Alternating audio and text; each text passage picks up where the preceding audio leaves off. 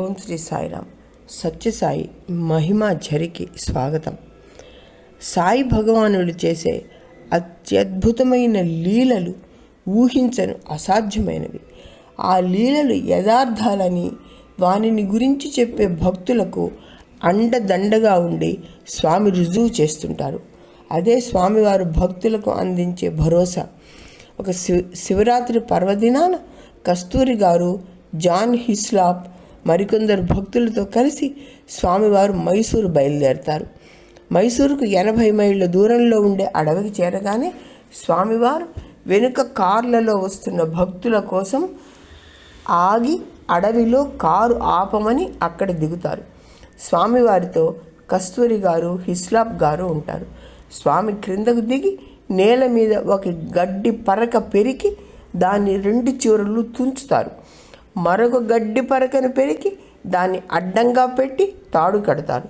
సిలువలాగా ఉంటుంది. హిస్లాప్, ఇదేమిటి స్వామి అని అడుగుతాడు.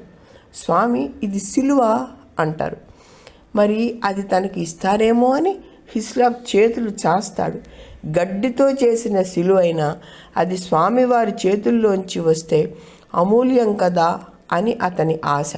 హిస్లాప్ను చూసి, స్వామి, నేను నీకు ఈ గడ్డితో చేసిన సిలువను ఇస్తానా అని దాని మీద ఊదగా అది చెక్కతో చేసిన సిలువ అయిపోతుంది. అది గడ్డి సిలువ సైజులోనే ఉంటుంది. దాని మీద ఒక వెండి క్రీస్తు బొమ్మ కూడా ఉంటుంది. తీసుకో అని స్వామి దాన్ని హిస్లాప్కు ఇచ్చారు.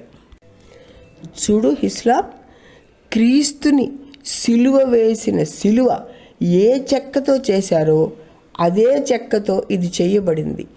ఆ సిలువ మీద క్రీస్తు మరణిస్తున్నప్పుడు ఏ ముఖ కవళికలు ఉన్నాయో అవే ఇక్కడ ఉన్నాయి. సిలువ మీద క్రీస్తుకు ఇది సరైన ప్రతిబింబం అంటారు స్వామి. వెనుక కార్లలో వస్తున్న వారంతా అక్కడికి చేరాక తిరిగి ప్రయాణమై మైసూరు వెళ్తారు. తిరిగి వచ్చిన తర్వాత జాన్ హిస్లాప్ అమెరికా వెళ్ళి తన ఇంటికి ఆ సిలువను తీసుకువెళ్తాడు. అక్కడ కొంతమంది భక్తులు సిలువ మీద ఉన్న క్రీస్తు ముఖ కవళికలు ఈ సిలువ మీద ఉన్నాయని స్వామి అన్నారు కదా, దానిని మేము చూడొచ్చా అంటారు. హిస్లాప్ ఒక ఫోటోగ్రాఫర్ని పిలిచి ఆ క్రీస్తు సిలువ మీద ఉన్న ముఖము, కాళ్ళు, చేతులు, ముఖ్య అవయవాలన్నీ విడివిడిగా ఫోటోలు తీయించి వాటన్నింటినీ కలిపి ఫోటో కలుపుతారు.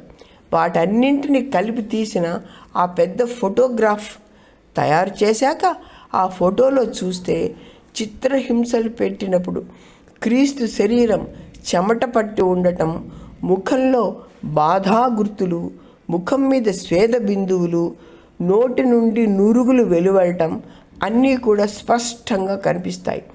వారంతా ఆశ్చర్యపోతారు.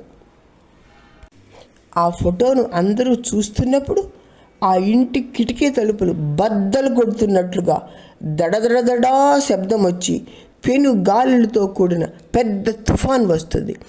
ఆకాశం మాత్రం నీలంగానే స్పష్టంగానే ఉంటుంది. దాని నుండి వచ్చిన ఉరుముల చప్పుళ్లకు వారు ఆశ్చర్యపడతారు, భయపడతారు కూడా. అప్పుడు హిస్లాప్ బైబిల్ గ్రంథం తెచ్చి క్రీస్తుని సిలువ ఎక్కించినప్పుడు ఏం జరిగిందో చూద్దాం అంటాడు. సరిగ్గా ఆకాశంలో మబ్బులు లేకుండా